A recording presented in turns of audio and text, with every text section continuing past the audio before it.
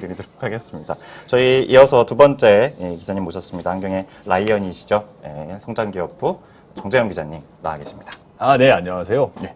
정상 기자 오늘 이렇게 좀 목소리가 침체돼 있어요. 항상 활기찬 목소리로 시청자분들 만나야지. 네, 죄송합니다. 좀 더 텐션을 좀 더 올려보도록 하겠습니다. 굉장히 날씨와 같이 흐리다. 네. 죄송합니다. 아까 비를 좀 많이 맞았더니 죄송합니다.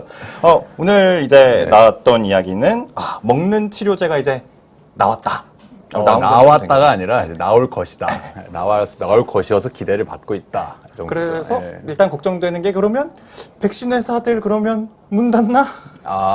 이런 게 일단은 걱정이 좀 되는 것 같아요. 일단은 뭐 자세히 이제 이슈 빌드업을 해보죠. 오늘 일단 어떤 내용인지 먼저 좀 설명 부탁드려요, 리포트.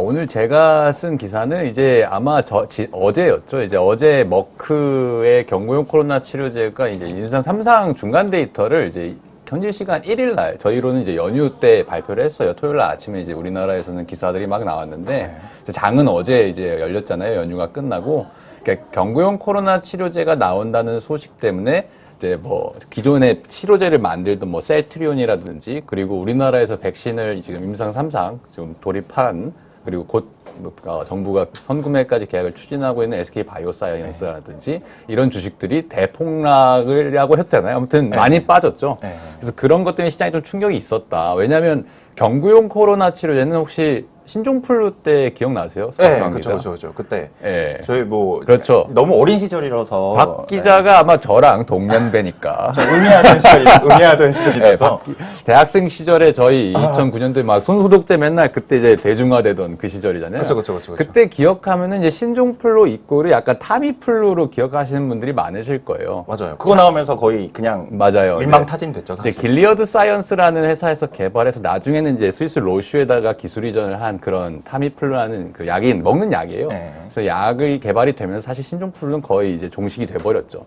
근데 코로나에도 지금 벌써 한 2년 가까이 코로나가 계속 장기화가 되고 있는데 아직 그 먹는 알약 형태의 코로나 치료제는 나온 적이 없어요. 그러게요. 근데 지금 글로벌 제약사 중에서도 MSD 머크랑 화이자, 그 다음에 로슈 이렇게 3사가 임상 3상에서 조금 속도를 많이 내고 있는 상황이고 그 머크 같은 경우에 미국의 머크는 지금 임상 3상 중간결과 데이터를 내놓고 올해 하반기에 올해 안에 이제 1,000만 명분을 생산할 계획이거든요.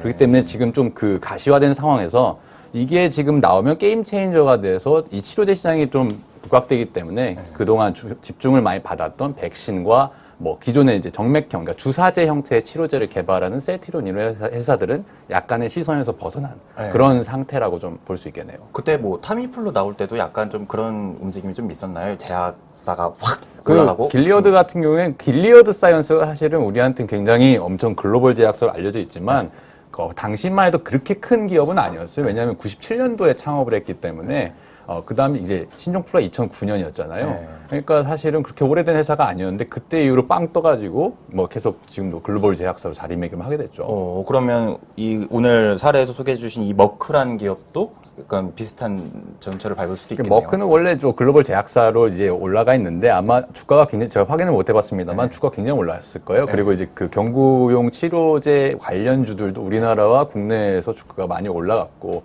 그리고 이제 오늘 리포트에서 나온 조금 더 자세한 얘기를 해드리자면은 이제 정부가 우리나라는 지금 아까 이제 1,000만 명분을 생산한다고 했잖아요. 머크가 당연히 이제 경구용 코로나 치료제를 각국 정부에서 엄청 먼저 선점하려고. 왜냐면 지금 나올 수 있는 물량은 한정적인데. 그렇죠. 빨리 확보해야 어쨌든 정치적으로든 아니면 정말 의료적으로든 국민에게 좋은 혜택을 줄 수 있잖아요.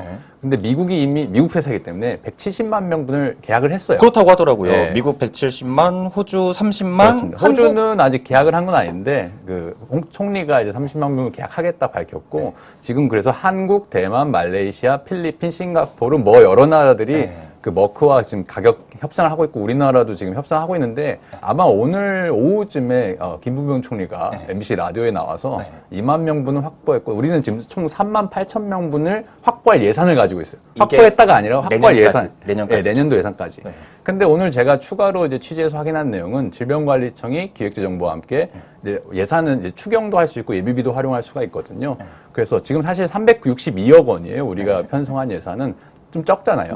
근데 이제 치료제는 어쨌든 코로나 백신과 다르게 모든 국민이 맞는 게 아니라 이제 걸린 사람이 먹는 약이기 때문에 사실 막 국민 수만큼 필요하진 않거든요. 그렇죠. 백신이랑 약간 네, 다르죠. 그렇습니다. 네. 그렇기 때문에 지금 38,000명분을 확보해 놓은 상태는 사실 이건 좀 적다고 이제 아무래도 느낄 수가 있죠. 네. 그래서 조금 더 예산안을 확대하는 거를 지금 질병청이랑 기재부가 논의를 하고 있다. 근데 이게 제가 아까 내용까지. 놀란 게 예. 이게 가격이 엄청 비싸더라고요. 예, 가격이 사실은 90만 원. 이건- 하나로 90만 원 정도 예상이 되고 있습니다, 지금. 근데 이제 이거는 사실 지금까지 치료제가 없었기 때문에 아마 그 머크에서도 그렇게 밝히고 있어요. 각 나라별로 예를 들어서 선진국에는 정말 비싸게 팔 수 있고 그 개도국이나 아니면 후진 그 아프리카나 뭐 이런 쪽에는 좀 더 싸게 공급할 수 있다 이렇게 가격 정책을 다양하게 하겠다고 밝히고 있는데 일단은 90만 원 정도 셀트리온의 레키로나라고 이제 정맥 치료제가 지금 우리나라에서 쓰고 있잖아요. 그게 한 셀트리온이 국내에는 원가로 제공하겠다고 했는데 40에서 50만 원 정도 되는 걸로 제가 알고 있거든요. 그러니까 그거에 비하면 엄청 비싼 거죠. 그렇죠. 근데 이제 한 가지 머크에서 다행인 것은 이제 머크도 어쨌든 의료기업이라도 뭐 이윤만 추구하다가는 소비자들에게 이제 등을 돌릴 수 있잖아요. 그렇기 때문에 복제약 그러니까 제네릭이라고 하는데 이 복제약을 만들 수 있게끔 기술 이전을 추진시키겠다. 그러니까 싼 값에 로열티만 받고 많은 글로벌 제약사들한테 똑같은 약을 만들 수 있도록 기술 이전을 시켜주겠다. 이렇게 지금 밝히고 있습니다. 예전에 그 타미플루가 그랬던 것처럼 그렇습니다. 이제 이게 좀 자기 지적 재산권이라고 하나요? 그것도 어쨌든 그걸 좀 이제 공유해서 그렇습니다. 그래서 많이들 코로나가 어쨌든 빨리 극복하는 게 중요해요. 사실 지금 화이자와 모더나가 백신 때문에 상당히 많이 뭐 좀 돈을 많이 벌어들였거든요. 네. 뭐 100조 이상의 그 가치를 창출하고 있는데 사실 미국 내에서는 그런 비판도 굉장히 많아요. 그러니까 백신을 계속 뭐 부스터샷을 맞아야 됩니다라고 당연히 백신 회사니까 우리 제품을 많이 퍼뜨려잖아요. 그렇기 때문에 미국 내에서 화이자, 모더나 저놈들 돈 욕심 때문에 안 맞아도 되는 백신을 계속 맞게 하려고 한다. 사실 미국은 그래서 접종률이 초반에는 빠르게 올랐다가 제가 알기로는 50%에서 계속 왔다가 그러니까 50% 조금 넘는 걸로 알고 있거든요. 그렇죠. 그 뒤로 안 오른다고. 네, 거기는 이제 미국은 우리나라 다르게 땅덩이 워낙 넘기 때문에 뭐 시골 이런 데 가면 정말 영화에 나온 것처럼 사람 한 명 안 마주칠 일도 많고 대도시는 물론 저희보다 더 복잡합니다만 그렇기 때문에 환경이 좀 저희랑 달라서 안 맞으신 분들도 굉장히 많거든요. 우리나라는 80% 이상을 아마 지금 갖고 있고 물론 이제 완료자 비율은 이제 50%가 조금 넘었습니다만은 속도대로라면 더 많은 접종 비율을 보일 텐데 어쨌든 그런 환경적 차이가 조금 존재한다 이렇게 말씀을 드리고 싶습니다. 그래서 아까 근데 정재훈 기자 이제 리포트 나갈 때 제가 댓글창 보고 있었는데 네. 그 국내 제약사는 그러면 뭐 하고 있냐 아하. 그런 얘기도 있더라고요. 사실은 요거 굉장히 민감한 내용이에요. 왜냐면은 이제 박승환 기자도 언젠가 이제 제약바이오를 다뤄보면 아시겠지만은 우리 주주분들이 특히 이 제약사나 바이오 업체의 특성이 뭐냐면 물론 전통 제약사들은 기존에 자기네들 제품을 팔고 있습니다만 특히 바이오는 신생업체가 굉장히 많아요. 10년, 20년 안 된 업체들이 많거든요. 그렇기 때문에 이들은 우리가 지금까지 내놓은 제품이 없어요. 대부분이. 그러니까 국산 신약이라고 하는 게 몇 개 없거든요, 사실은. 근데 이들은 그 국산 신약을 만들기 위해서 달려가고 있는데 어느 누가 기대를 많이 받고 있냐 이 싸움이에요. 네, 제품은 없는데. 그렇습니다. 이게 바이오 업계 특성이라는 전제 조건을 좀 깔고 지금 막 말씀하신 이제 코로나 치료제를 경구용 코로나 치료제 먹는 알약 형태 치료제 개발하는 국내 이제 제약사들이 있었습니다. 지금도 있어요. 임상하고 있는 신풍제약, 그다음 대웅제약, 부광약품 뭐 등등등이 있었는데 부광약품이 지난주에 코로나 치료제 먹는 거 개발 취소하겠다 밝혔어요. 아마 이제 임상에서 유의미한 통계적 유의성을 확보하지 못했는데 계속 끌고 갈 수도 있는데 사실은 포기한 그런 수준을 밟고 있고 그리고 사실 대웅제약 큰 회사잖아요. 신풍제약은 이제 코로나 치료제 때문에 코로나 작년이었나요? 아무튼 펑 떴던 그렇죠. 기업이었는데 신풍했죠. 그 기업들은 또 임상에서 사실은 뭐 이거는 약간 물론 시각에 따라서 성공이라고 볼 수 있고 실패라도 이길 수 있는데 사실 통계적 유의성을 확보하는 데는 실패했습니다. 그렇기 때문에 그 후에 대신 이 회사들은 임상 3상을 계속 진행은 하고 있어요. 하지만 업계에서는 사실 그렇게 긍정적으로 국산 먹는 치료제들을 바라보고 있지는 않습니다. 왜냐하면 이것들이 신풍제약 같은 경우에는 기존의 말라리아 치료제를 약물 재창출이라고 하는데 약물 재창출 방식으로 새롭게 코로나 치료제를 만들고 있는 거고 대웅제약은 제가 알기로는 췌장암 치료제를 이제 그렇게 만드는 걸로 알고 있는데 그렇기 때문에 좀 더 난이도가 높다라고 좀 인식이 되는 것도 있고 지금까지 약간 아까 말씀드린 바이오업계는 기대를 먹고 사는데 꿈을 먹고 사는 종목들. 그렇죠. 지금 임상이 사실 그 꿈을 더 먹게 해주는 게 임상이거든요. 임상시험 1, 2, 3 상이 있는데 그 단계에서 약간 삐걱삐걱 거리는 바람에 사실은 조금 더 지금 좀 묘원한 그런 상황이라고 볼 수 있겠죠. 그러네요. 그래서 뭐 댓글 좀 몇 개 보면은 아까 좀 좋은 지적이 하나 있었는데 잠시만요. 거기서도 댓글 볼 수 있습니다. 네. 여기 우루사 사기꾼 이건 이제 언급하지 않겠습니다. 네네네. 저희 또 조심해야 되는 이슈죠. 그렇습니다. 머크에서 탈모약 프로페시아 만드나요? 막 이런 얘기도 있는데 머크가 근데 사실 저도 머크가 뭘 만드는지 정확히 다 알지는 못해요. 네. 네, 최근에 저도 이제 취재를 하면서 따로따로 공부를 하고 있기 때문에 제가 아는 것만 말씀드리도록 하겠습니다. 그렇군요. 그런 얘기도 있고 뭐 사실 잠깐 다른 얘기에서 탈모약을 좀 말씀드리면 여기까지 해야 되는지 모르겠지만 이제 남자들은 사실 탈모약에 굉장히 관심이 많잖아요. 그렇죠. 저 같은 경우도 여기 이런 말을 좀 발설할 개인 정보긴 하지만 어쨌든 좀 잘 압니다. 네네. 왜 잘 아는지는 모르겠지만 그렇군요. 근데 아마 처음에 한 10년 전쯤에 탈모약이 두 종류가 있어요. 이제 정수리 쪽을 빠질 때 먹는 프로파시아 계열. 네, 원형 탈모가 올 그렇습니다. 때. 그리고 M자 형태를 극복하는 아보다트 계열. 유럽식 탈모. 그렇습니다. 저는 이걸 20대 때부터 알았어요. 그런데 이제 그 당시에 처음 나왔을 때는 아마 10년 전 정도 전에 약값이 굉장히 비쌌어요. 네. 그래서 대학생이었던 어떤 사람은 굉장히 그것 때문에 힘들었다. 당시 대학생이었죠. 그렇습니다. 네. 하지만 최근 들어서는 아까 말한 제네릭이라고 하잖아요. 그러니까 바이오에서는 바이오 시밀러, 기존에 있던 약의 특허가 끝나서 그거를 복제해서 만든 바이오 시밀러가 있고 일반 제약사가 만든 약품에서 또 이제 복제약을 만든 건 제네릭이라고 하거든요. 그 바이오 제네릭이죠. 제네릭. 그 약들이 나오면서 지금 탈모 치료제는 굉장히 가격이 저렴해졌어요.